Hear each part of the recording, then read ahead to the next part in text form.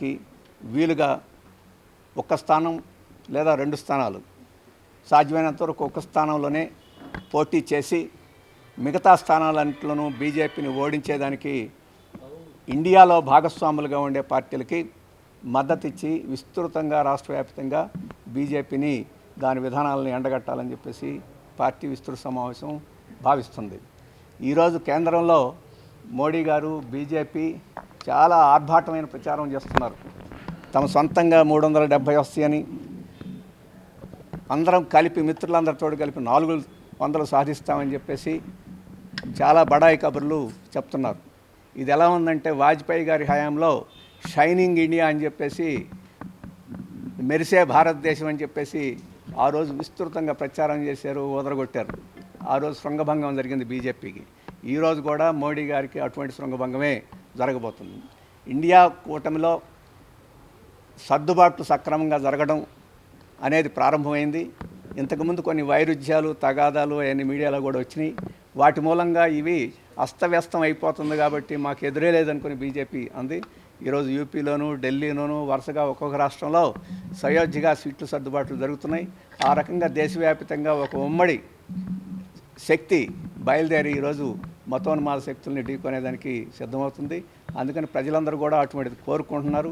ఎందుకంటే ప్రజాస్వామ్యం, లౌకికవాదం, సామాజిక న్యాయం, అలాగే దేశ ఆర్థిక సార్వభౌమత్వం, అన్నిటికన్నా రాష్ట్రాలను హక్కులు కాలరాచే పరిస్థితి ఇవన్నీ ఉన్నాయి. కాబట్టి దీన్ని మనం వదిలించుకోకపోతే దేశ సమైక్యతకి, దేశ ఆర్థిక సార్వభౌమత్వానికి చాలా నష్టం అని చెప్పేసి అందరూ భావించి ప్రజలు అనేక కారణాల రీత్యా ఈరోజు ప్రజలందరూ బీజేపీ పీడ వదిలించుకోవాలని ఉన్నారని చెప్పేసి మేము భావిస్తున్నాం. వారందరి సహకారం ఉంటుంది.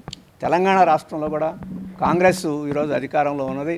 ఈరోజు బీజేపీ కేంద్ర ప్రభుత్వం రాష్ట్రాలకు తీవ్రమైన అన్యాయం గత 10 ఏళ్లలో చేసింది. పక్కన ఉండే కర్ణాటకలో ఉండే సిద్ధరామయ్య గారు కాంగ్రెస్ ముఖ్యమంత్రి, ఆయన ఢిల్లీలో ధర్నా చేశారు. సిపిఎం ముఖ్యమంత్రి విజయన్ గారు కూడా అక్కడ వాళ్ళ ప్రభుత్వం తరఫున ధర్నా చేశారు. ఇక్కడ కూడా నేను ముఖ్యమంత్రికి విజ్ఞప్తి చేసేది ఏంటంటే, ఒక శ్వేతపత్రం ప్రకటించండి. కేంద్రం ఏ రకంగా తెలంగాణకి అన్యాయం చేసిందో, బీజేపీ చేసిన వాగ్దానాలు తెలంగాణ రాష్ట్రానికి అమలు జరపకుండా ఏ రకంగా ద్రోహం చేసిందో ఇవన్నీ కూడా ఈరోజు చెప్పాలని చెప్పేసి, బహిరంగపరచాలని చెప్పేసి కోరుతున్నాం. అందుకు అవసరమైతే ఒక శ్వేతపత్రం ప్రకటించండి, తమ యొక్క నిరసన కూడా తెలియజేయండి. ఈరోజు మూసీని ఒక ప్రతిష్టాత్మకమైన ఒక నదిగా తీర్చిదిద్ది చాలా సుందరాంగంగా తీర్చిదిద్దాలని చెప్పేసి ముఖ్యమంత్రి గారు భావిస్తున్నారు. మరి గంగా నది ఇటువంటి వాటన్నిటికీ కేంద్ర ప్రభుత్వమే శుద్ధి చేయడానికి డబ్బులు ఇస్తున్నాయి. మూసి శుద్ధి చేయడానికి డబ్బులు ఎందుకు ఇవ్వదు? ఇవ్వాలని కనీసం మనం అడగాలి. ఎందుకంటే రాష్ట్ర ప్రభుత్వం యొక్క ఖజానా నుంచే ఖర్చు పెట్టి సుందరంగా తీర్చిదిద్దాలని చెప్పేసి ముఖ్యమంత్రి గారు భావిస్తున్నట్టుగా పత్రికల్లో వస్తున్నాయి. లేదా మూసీ నదిని ప్రైవేట్ వాళ్ళకన్నా ఇచ్చేయాలని చెప్పేసి ఆలోచన చేస్తున్నట్టు కనిపిస్తుంది. అది సరైనది కాదు. అందరం కలిసి మూసీ నది ప్రక్షాళనకి, అలాగే దాన్ని సుందరంగా చేయడానికి కేంద్ర ప్రభుత్వం నిధులు సాధించేదానికి కూడా కృషి చేయాల్సి ఉంది. ఆ రకంగా చేయడం ద్వారా ఈరోజు బీజేపీని ప్రజలు ప్రశ్నించేట్టుగా చేయడం ద్వారా దానికి తెలంగాణలో నూకలు లేకుండా చేయాలని చెప్పేసి మేము భావిస్తున్నాం. ఆ రకంగా ముందుకు రావాలని. అలాగే బీఆర్ఎస్ కూడా ఇప్పుడు తేల్చుకోవాలి, ఎటువైపు ఉంటావు? బీజేపీ వైపున ఉంటావా, లేకపోతే దానికి దూరంగా ఉంటావా? ఈరోజు ఇండియా కూటమిలో చేరితే చాలా బాగుండేది, చేరలేదు, దూరంగా ఉంటానది. ఎందుకు దూరంగా ఉంటుంది? బీజేపీతోటి మిలాఖత్ కావడానికి దూరమా, లేకపోతే పోరాటానికి దూరమా తెలుసుకోవాలని.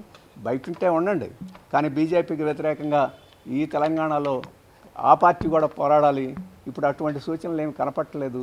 అందుకని ఆ విషయంలో కూడా స్పష్టంగా ప్రకటన చేయాలని చెప్పేసి అటు బండి సంజయ్ గారు, అటు బీజేపీ వారు మేము బీఆర్ఎస్ని ముట్టుకోమని వాళ్ళు చెప్తున్నారు తప్ప బీఆర్ఎస్ వైపు నుంచి అటువంటి స్పష్టమైన ప్రకటన రాలేదు. అటువంటి స్పష్టమైన ప్రకటన చేసి బీజేపీని రాకుండా, ఈ రాష్ట్రంలో పునాదులు లేకుండా చేయడానికి అది కూడా ముందుకు రావాలని చెప్పేసి మేము కోరుతున్నాం.